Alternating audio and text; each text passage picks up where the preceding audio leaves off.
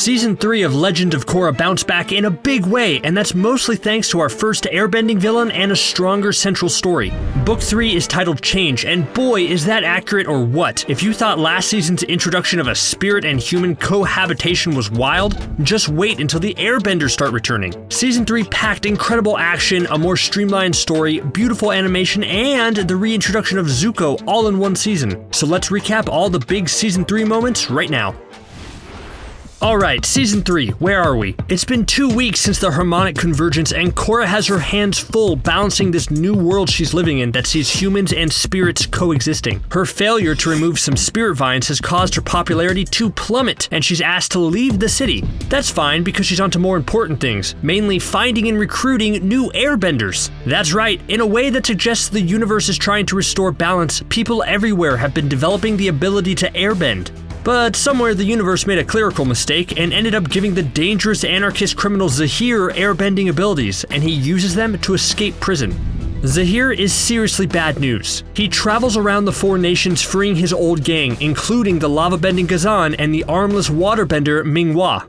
Their goal is simple: eliminate the Avatar. As they travel to the North Pole to free the combustion bender and Zaheer's ladylove, Pali, none other than an elderly Zuko rides to intercept them, though he's ultimately unsuccessful and Team Anti-Avatar is complete. Meanwhile, Korra and her crew arrive in Ba Sing Se to look for airbenders and meet the new, horrible Earth Queen. There, Korra learns the Dai Li are back to their villainous ways, capturing airbenders to fight in the Earth Queen's airbending army. Yeah, this is bad, and even though Korra's warned her life is in danger because of Zaheer, Korra will not leave the city until they free the airbenders, which they do. Woohoo! Korra then flees Ba Sing Se and keeps traveling throughout the Earth Kingdom to the city of Zafu, home of the Metal Clan and Su Yin, Lin Beifong's half-sister. Tension between Lin and Su Yin runs hotter than a Fire Nation war meeting, and here we really dive into Lin's backstory to explain why the two of them are so at odds with one another. Let's just say Lin's adherence to discipline didn't mesh too well with Su Yin's more rebellious nature, and now Lin has a permanent scar on her face.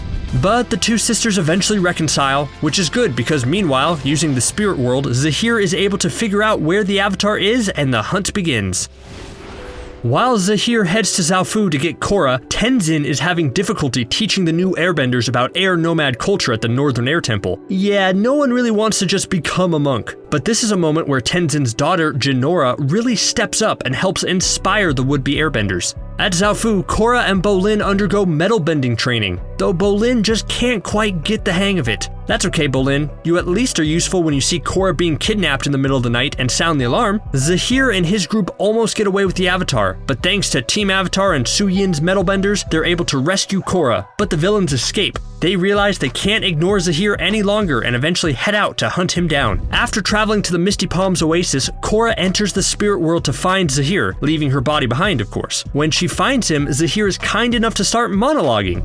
He explains exactly who he is and what he wants. Zaheer is a member of the Red Lotus, which is a radical branch of the White Lotus, and their goal is to overthrow governments because they believe chaos is the natural state of the world. He doesn't want to just eliminate Korra. He wants to stop the Avatar from ever being born, which means killing Korra when she's in her Avatar state. And you might think, hey, why is Zaheer just casually revealing his master plan? That's sloppy. Actually, Zaheer's only stalling so his comrades can capture Korra's physical body. The good news is that they're unsuccessful. The bad news is it's because the Earth Queen's forces arrive and capture Korra and Asami. Zaheer then tries to barter with the Earth Queen in exchange for Korra, but things take a slight turn when Korra escapes on her own. Zaheer then has a truly breathtaking scene with the Earth Queen and shows just how deadly airbending can be. Following that, he has Gazan take down the city's inner walls, causing chaos and riots among the different classes. While Korra and her friends are busy dealing with that, Zaheer heads to the Northern Air Temple. Although Tenzin, Kaya, and Bumi put on one heck of a fight, they're all overpowered and captured. This forces Korra to turn herself over to Zaheer to save all the airbenders. Of course, Zaheer double-crosses them and a massive fight breaks out that sees such awesome things like Bolin discovering that he can lava bend and the Beifong sisters working together to bring down Pali. Su Yin ends up metal bending her armor around Pali's head, and yeah, you can guess what happens to her. Pali's explosive end devastates Zaheer.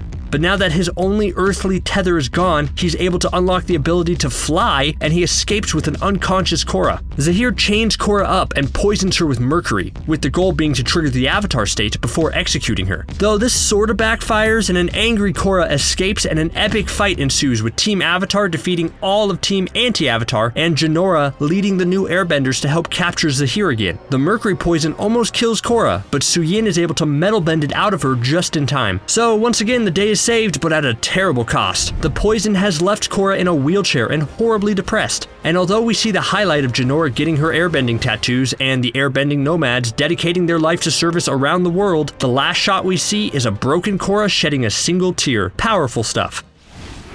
Overall, I think Season 3 was a huge improvement over Season 2. It gave almost all the characters great arcs and put them against a group of villains who were both engaging and terrifying. The animation is some of the best the show's ever done, and watching the airbenders return provides a great conclusion to the story we saw in Last Airbender. If the show would have delivered 4 seasons that were of this quality, then it might have been even better than The Last Airbender.